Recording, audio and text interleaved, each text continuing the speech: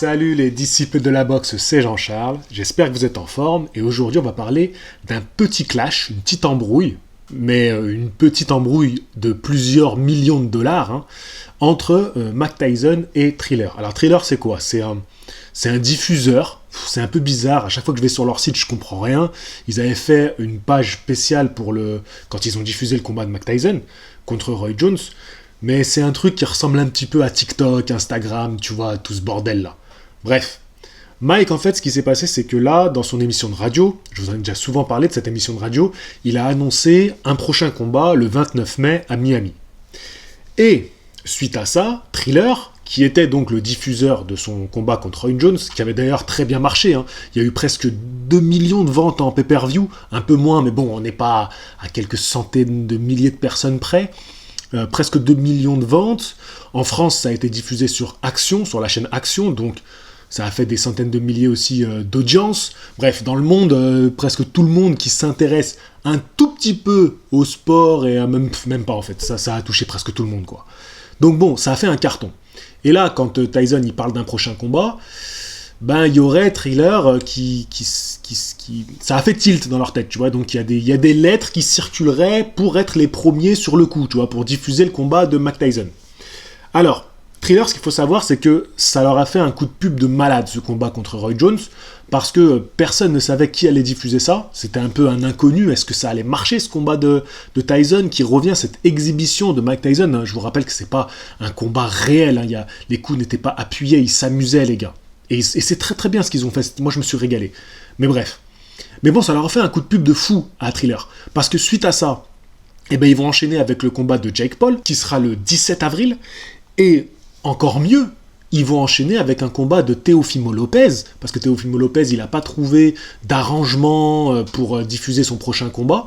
Et là, il a signé avec Triller, et son combat sera le 5 juin contre George Kambosos. Alors, ce combat-là, en soi, n'est pas très excitant, mais ça va être le combat de la superstar, parce que Teofimo Lopez, c'est devenu une superstar depuis qu'il a battu Lomachenko, donc il a toutes les ceintures, et là, c'est un peu son combat pour arriver en superstar. Je pense qu'ils vont faire une belle promotion dans tous les États-Unis, ils vont se régaler, quoi, et il va arriver en superstar à ce combat. J'espère qu'il va le gagner, parce que, attention, lui-même, il n'a pas l'air de le prendre à la légère, c'est un peu toujours la peur qu'on a.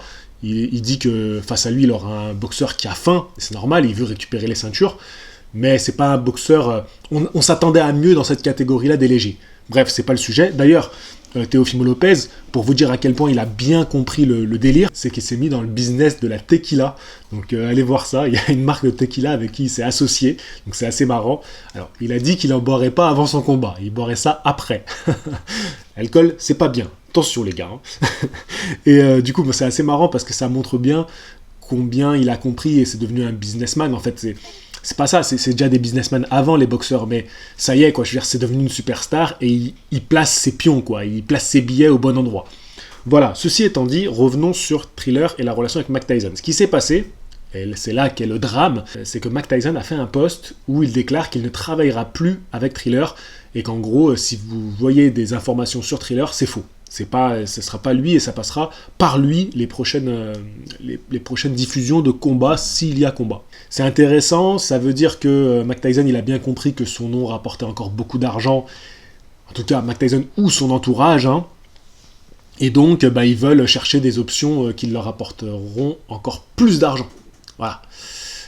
C'est aussi stratégiquement bien joué de sa part de dire bon non, je travaille plus avec Triller, comme ça Triller, proposez-moi encore plus si vous voulez que je revienne travailler avec vous. Pour Triller, est-ce qu'ils ont encore besoin de Mike Tyson ? Oui et non, parce que je pense que là, ils ont récupéré Jake Paul, ils ont maintenant Teofimo Lopez, c'est bon, là, ils ont pris deux gros noms, que ce soit dans le monde des influenceurs ou dans le monde de la boxe. Et ils ont pris le boxeur de l'année 2020 quand même, c'est Tyson Fury et Teofimo Lopez. Donc là, Triller, eux, ils ont tout gagné. Ils ont fait un combat d'exhibition que tous les fans de puristes de boxe se moquaient. Ils ont signé ça, et derrière, bim, ils arrivent sur le marché des diffuseurs de boxe anglaise comme l'un des gros patrons, quoi. Ils ont taclé à la gorge toute la concurrence, quoi. Il a le droit de faire ça ? C'est un combat de boxe non autorisé, Tommy. Pas un concours de chatouille. Les gars, trop forts. Ils ont fait un coup de maître. Un braquage. Bref, voilà, ceci étant dit, ça veut dire que bon, Mike Tyson est pas prêt à lâcher le morceau de ses exhibitions qui vont lui rapporter beaucoup d'argent. Je pense qu'il a des idées derrière la tête, donc on risque d'avoir un combat très prochainement. Je pense que le 29 mai, s'il l'annonce, c'est que ça risque d'arriver. Alors est-ce qu'ils l'annoncent et qu'ils reporteront comme ils ont fait la dernière fois? Bon, je vais pas m'étendre plus, c'était voilà, pour faire une petite réaction rapide. On sait que Evander Holyfield, il souhaite ardemment son 3e combat contre Mike Tyson. Il n'arrête pas de l'appeler sur les réseaux à avoir un 3e combat. Je crois que si on résume la vie de Evander Holyfield, ça aura été de courir après Mike Tyson. Non, les amoureux d'Evander vont me tomber dessus. Mais il y a du vrai dans ce que je dis. Voilà. N'hésitez pas à devenir membre de la chaîne. Pour 2 € par mois, ça me soutient énormément. Je vous dis à la prochaine. Fighting! Je vais te dire un truc que tu sais déjà. Le soleil, les arcs-en-ciel, c'est pas le monde. Il y a de vraies tempêtes, de lourdes épreuves, aussi grand et fort que tu sois, la vie te mettra à genoux et te laissera comme ça en permanence si tu la laisses faire.